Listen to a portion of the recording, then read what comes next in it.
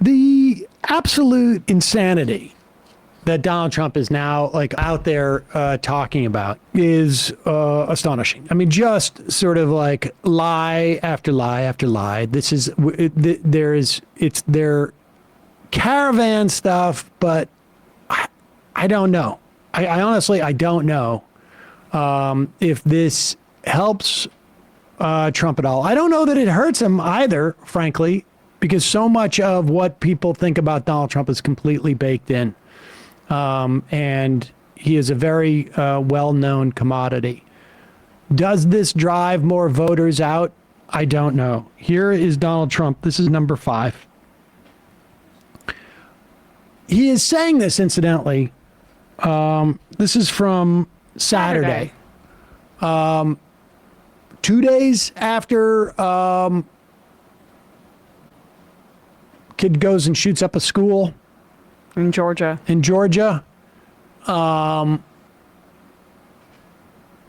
Talking about the danger at schools, ladies and gentlemen, but it's not getting shot at. No, in fact, it is from spontaneous surgeries that are taking place at schools. In the nurse's office. With kids, yes. Kamala supports states being able to take minor children and perform sex change operation, take them away from their parents, perform sex change operation, and send them back home. Pause it. Okay. Just to be clear, there is no state, there is no proposal. The only regulations and difference in states is whether parents, in conjunction with their children, after extensive consultation, visits, therapies with doctors, are allowed to start any type of trans healthcare. It is just a total lie that states are coming in and taking children away from their parents and performing any type of trans care on this. Is just absurd. It's just absurd, but they believe it. 99.9% of the people in this audience believe it. It feels true. At that, go back a little bit, and then I'll take it from there. Oh, that's nice. Kamala supports states being able to take minor children and perform sex change operation, take them away from their parents, perform sex change operation, and send them back home. Can you imagine you're a parent and your son leaves the house and you say, Jimmy, I love you so much. Go have a good day in school. And your son comes back with a brutal operation. Can you even imagine this? What the hell is wrong with our country? Her running mate, Tampon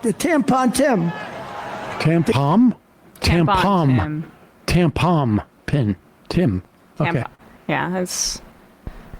Did you see he signed a bill where tampons will be in every boy's bathroom? Nope. This is not true at all.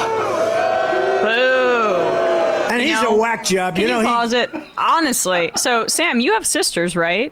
It's honestly incredible that you still identify as a man, given the fact that, have you been in the same bathroom growing up as tampons? And I have a daughter, too, actually. Whoa. And I probably should just air this out. I have actually purchased tampons. And despite the fact that I have purchased tampons on multiple occasions, I have handled them walking up to the counter. Whoa. Then carried them home. Without gloves? Without gloves, with my bare hands. There's even been occasions where I think I have like individually handed tampons to individuals in my life over the years. And despite the close proximity I have had to these tampons, I have never used them. Did you guys know that I for their stated purpose? There are tampons somewhere in this office, like maybe in my locker. I have them as a backup, right? I probably should have notified you guys about this before, and the HR department, that this office may have been at some point in proximity to certain tampons. What has happened to the Democrats? They call it Tampon Sam. Also, like, as you're saying, it's just incredibly insane that he's giving this elaborate brutality scenario about what would happen to your kids if they go to school within 48 hours of a school shooting. And also, trans surgeries for minors are exceedingly rare regardless, and when they happen, they're with parental consent. And it's not just like you wake up one day, you go to school, the kid gets kidnapped, has trans-affirming care surgery. It's after years and years of hormone therapy to get to that point, in the rare instances that there is trans-affirming surgery and for people under 18. What they're all hung up about is the fact that California and other blue states are trying to implement protections for children who are trans in schools, where the parents are not supportive, essentially, where schools can recognize, say, the child's preferred pronouns without parents having to breathe down their neck. Pronouns. If you do that, then cats and dogs raining from the skies. Cats and cats, dogs and dogs. Yeah. Trump wasn't just espousing the lie of tampon Pim or tampon Tim or whatever he's saying, or the idea. He's also now pushing this lie of Colorado's not taken over by Venezuelan gangs. This is exactly what he does every time he's run. MS-13, the caravan. I'm sure some of these Mexicans who are coming across as rapists are nice people. This is what the right does. They will take a story off of the local news. They will twist it. We see this now with Charlie Kirk, and I can imagine every other right-wing show right now is talking about how Haitian immigrants are eating people's pets. Or the Venezuelan crime gangs that's what taking this, over that's what this clip is. Yeah. They will do this over and over again. They will take a story. In the Haitian pet story, it actually was a woman who, they don't even know if it's Haitian, was black, has been voting for at least 6 years in this country, so not an immigrant, killed a cat, supposedly was eating it at night, like raw or something. Ew. Clearly someone who was probably having some type of mental break, whether it was drug associated or not, we don't know. That then spins into Haitian immigrants who've moved into a town in Ohio, because there has been an influx of Haitian immigrants. We've had a lot of political turmoil there. We have natural disasters, are now eating people's pets because of a vague report that maybe one person killed a duck. Incidentally, duck is people kill ducks. People eat ducks. I don't know if you've ever been to a farm where they raise ducks for killing ducks, but they do. But this is, and then it becomes, comes into some type of phenomena. This is all coming from one video of a gang in completely dilapidated housing run by a slumlord, where all of the tenants have come out and said bed bugs, rats, complete structure falling apart. And one person sees a video of 5 guys in a gang, and then all of a sudden it's like Venezuelan gangs have taken over all these things, when it's really about the landlord who's an absentee slumlord, doesn't want to put money in there and is looking for an excuse as to why all of the tenants are coming out and doing protests and press conferences saying this absentee slumlord is basically screwing us all over. Here's Donald Trump. He picks it up. Radicals headed up by a radical governor in Colorado that has no clue how to solve this influx of crime into his state. And by the way, Colorado's one state. It's much worse in other states. But in Colorado, they've taken over. I mean, in Colorado, they're so brazen, they're taking over sections of the state. And, you know, getting them out will be a bloody story. Should have never been allowed to come into our country. Nobody checked them. Nobody checked. Were they criminals? Were they from jails? We have them pouring out from jails. We have the worst criminals in all of these countries. 168 so far are registered, 168 countries. They're in our country, and they said, if you come back, you will be executed, you will be killed immediately. Not going to be easy, but we'll do it. But they have no clue how to solve their influx of crime in Colorado or anywhere else. But far more importantly, all right, we don't need to hear any more of the, you know, I mean, this is what you're going to see, constant stuff like this. The right is going to trumpet, is going to walk this. There's one cop, one beat cop in New York City who is quoted in a New York Post piece claiming that 75% of crime in Midtown Manhattan are immigrants. One cop. The New York Post reports it, and then every other right-wing outfit posts it as if it's a fact. There is no data to support this. Crime is down precipitously in New York.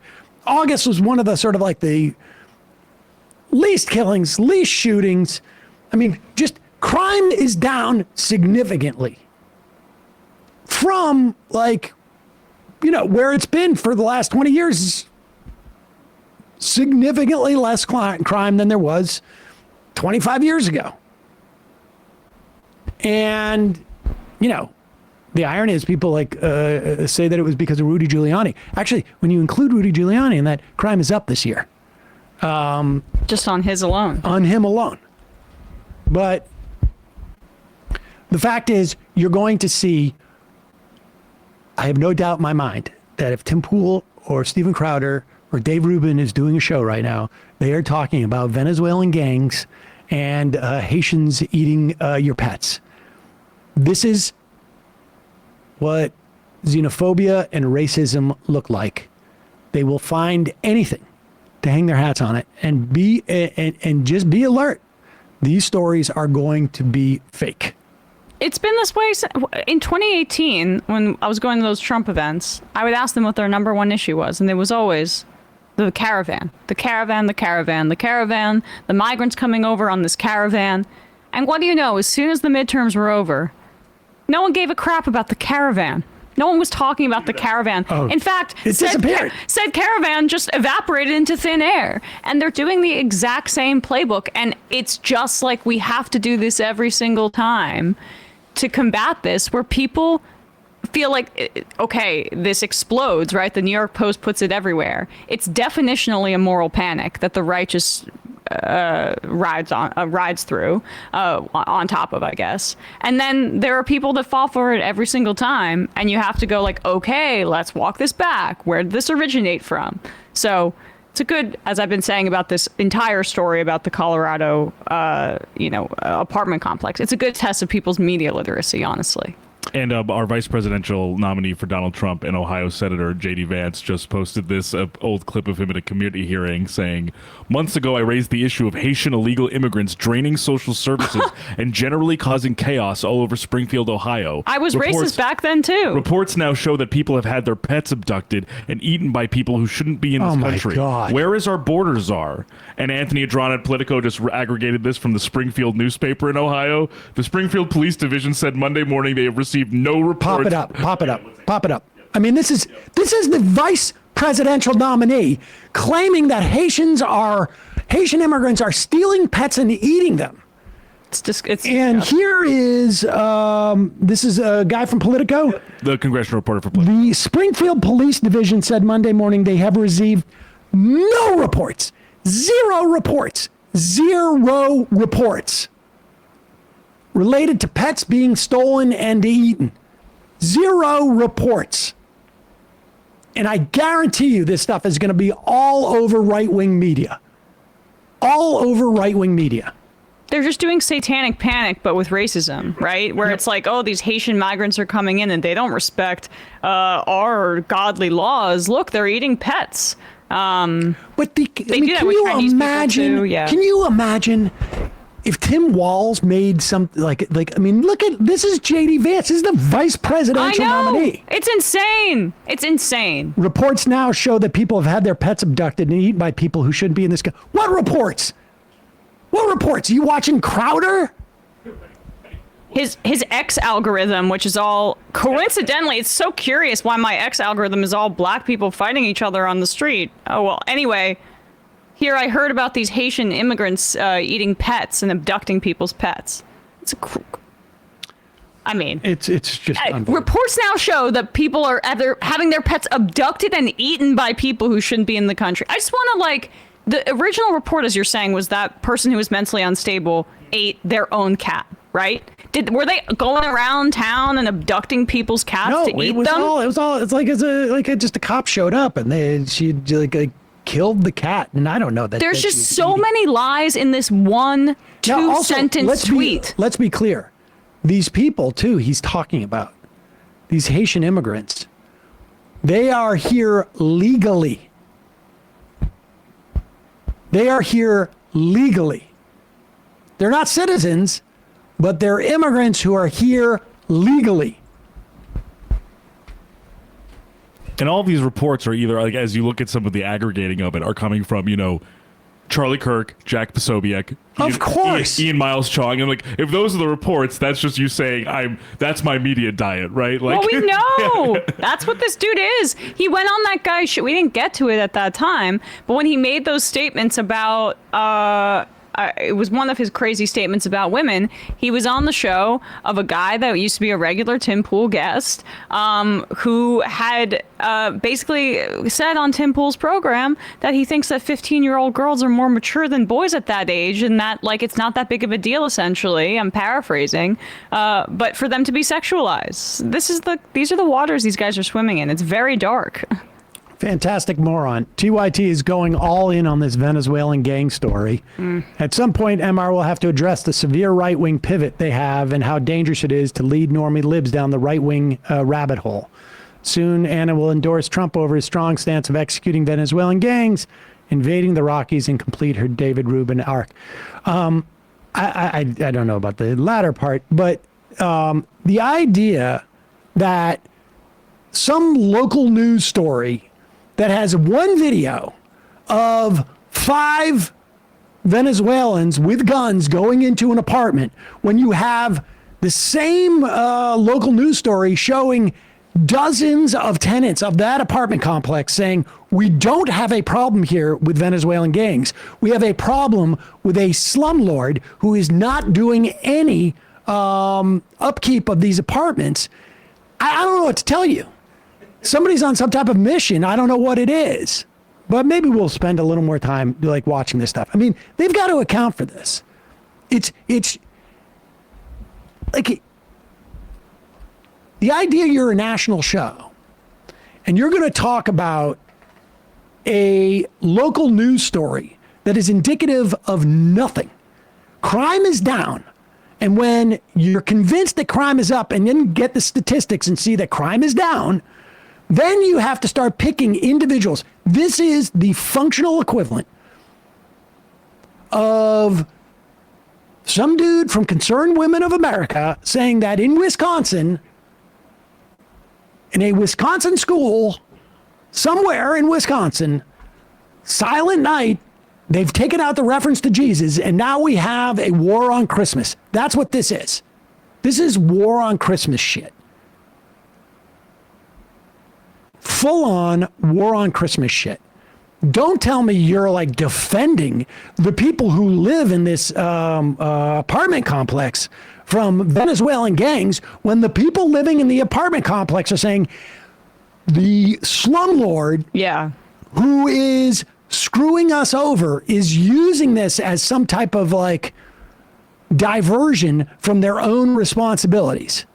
Don't tell me you're on the side of the people need to feel safe in their homes. People need to feel safe in their homes so they don't have rats and bed bugs and their ceiling falling through. Well, that's what I think we played that rally, right? Of the tenants outside. I haven't honestly seen their coverage, but if they didn't play that, I mean, I don't understand why you wouldn't, because I guess the thrust of the story should be about safety for everybody, and at issue in this story is ostensibly the safety of the people in that apartment complex. So I'd have to go back and watch their coverage to comment on it, but if they didn't play those statements from people, that just seems like you're giving one side of the story, and it's like, Yeah, of course. what side of the story do you want to give? Do you want to give one that is the one that the landlords, a corporate landlord, is putting out there, and that the Republican mayor is backing? Or do you want to put out the story about what the tenants actually want out there? And for us, I think our mission's quite clear about who we believe in those instances. And if that's not where that coverage is oriented, I think that's obviously something that is worthy of deep criticism. In that CBS News Colorado piece we watched last week, one of the people interviewed, she was a Spanish speaker, and they translated for her. She herself was an immigrant from Venezuela. So I find, like, whoever is, like, sort of perpetuating that. There is an obvious attempt right now of the Republican Party and all of its operatives to create like we've seen this. It's a moral panic. Yeah, I've seen this so many times. There's a moral panic about the kitty litter in schools. Then all of a sudden the New York Post is reporting on it. All of a sudden Joe Rogan's reporting on it. Now we need to go, are there kitty litters in schools? A person who is Haitian eats a cat who's having a mental episode. Now we need to have a No, conversation. they're not Haitian.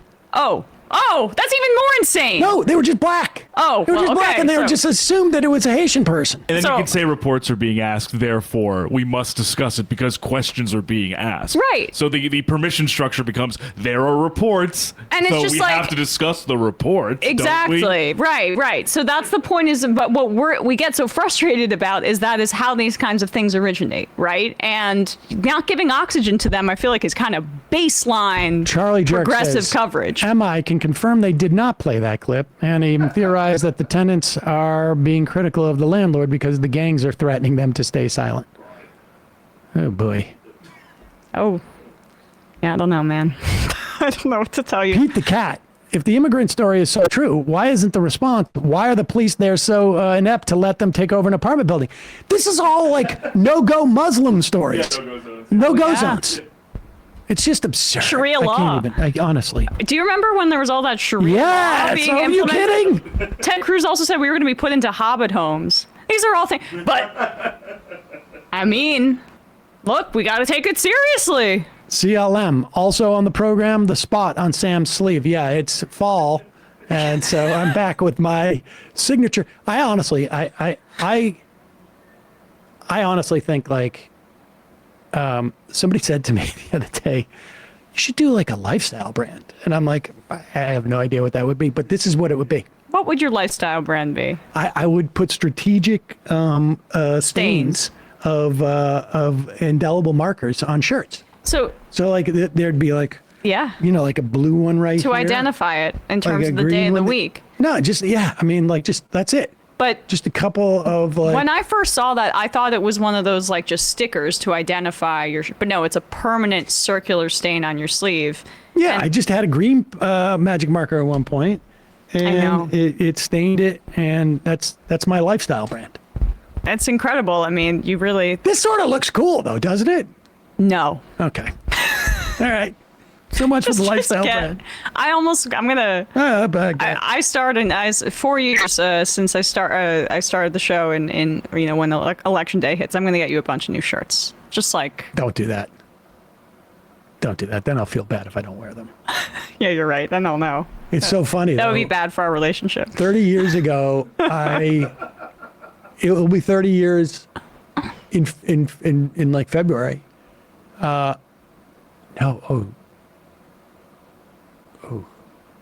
Yeah, 30 years. 95. I was born in I 94. did okay, great. You were born in 94? Yeah. Go on.